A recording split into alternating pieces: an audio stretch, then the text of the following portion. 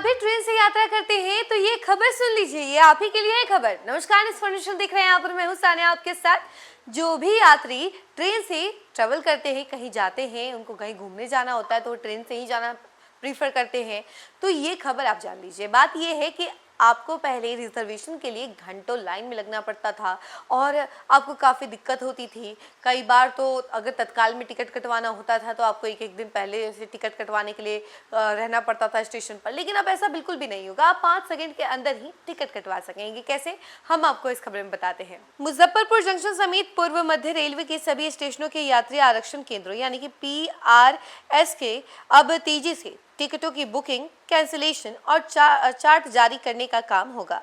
इसके लिए सिस्टम को यूनिफाइड टिकटिंग नेटवर्क यानी कि UTN से अपग्रेड किया जाएगा। इस नेटवर्क के उपयोग से स्टेशनों के यात्री आरक्षण केंद्र सीधे सेंट्रलाइज्ड सर्वर से जुड़ जाएगा। और वहीं समस्तीपुर और सोनपुर रेल मंडल के मुजफ्फरपुर और समस्तीपुर, दरभंगा, हाजीपुर, सीतामढ़ी और मोतिहारी समेत सभी स्टेशनों के PRS सिस्टम को अपग्रेड किया जाएगा। इन दोनों रेल मंडलों में होने वाले तकनीकी कार्यों के लिए क्रमशः 5 करोड़ और करीब 5 करोड़ रुपए यानी कि 9.51 करोड़ रुपए खर्च होंगे।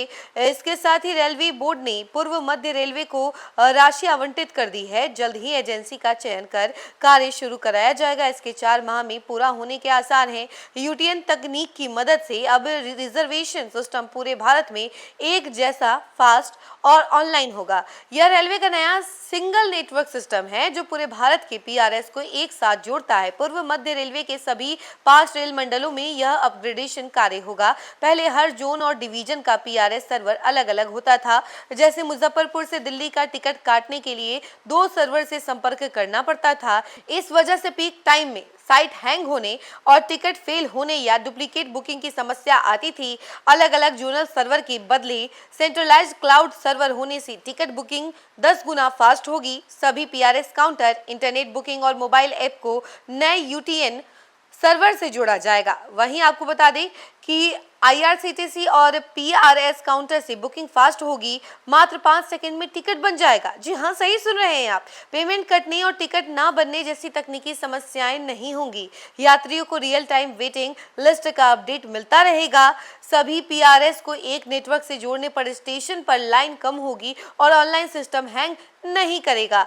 एक PNR से मल्टी कनेक्टिंग ट्रेन की बुकिंग की सुविधा भी मिलेगी, यानी कि अब आपको इधर उधर भटकने की जरूरत नहीं पड़ेगी। स्टेशनों पर लंबी लाइन में, लंबी कतार में खड़े होने की बिल्कुल भी जरूरत नहीं पड़ेगी, क्योंकि अब सिस्टम में बदलाव किया गया है और सिस्टम को अपग्रेड किया गया है, जिससे आप समझ लीजिए कि अब सारा काम आपका 5 सेकंड के अंदर ही हो जाएगा।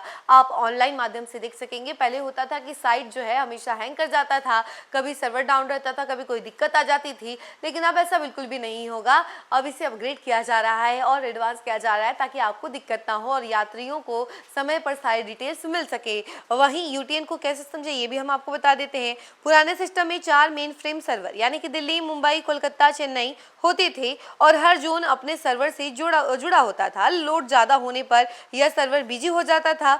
नए सिस्टम में एक सर्वर फेल होने पर तत्काल दूसरे का बैकअप मिलेगा। IRCTC वेबसाइट, ऐप और PRS काउंटर को एक ही मास्टर डेटा उपलब्ध होगा। आपको बता दें कि रेलवे की तरफ से सभी यात्रियों के लिए एक बहुत बड़ी सौगात है, क्योंकि सभी यात्री जो हैं कहीं पर भी जाने के लिए काफी लंबी कतार में खड़े हो जाते थे। टिकट कटवाने के लिए वो लंबी लाइन में रहते थे और इसके अलावा कई समय ऐसा भी होता था तो तत्काल आपको टिकट ही नहीं मिल पाता होगा, क्योंकि बहुत सारे लोग ऑलरेडी लाइन में रहते थे। तो अब ये दिक्कतें नहीं होंगी, आपको लाइन में खड़े होने की बिल्कुल भी जरूरत नहीं होगी और आप सीधे मोबाइल से ही सारी बुकिंग कर सकेंगे और तमाम डिटेल्स जो हैं आपको फ़ोन पर ही मिल जाएगा। इसके लिए आपको ट्रेन के बाहर जो एक तरीके से वो लगा रहता है चार्ट, वो देखने की भी ज़रूरत नहीं पड़ेगी। आप वो चार्ट भी अपने मोबाइल फ़ोन में ही देख सकेंगे, क्योंकि रेलवे ने ये जो सिस्टम अपग्रेड किया है उससे अब कई सारे फ़ायदे हो रहे हैं सभी यात्रियों को। आपकी क्या राय है इसको लेकर के ज़रूर बताइएगा कमेंट सेक्शन में और देखते रहें न्यूज़ फॉर नेशन। धन्यवाद।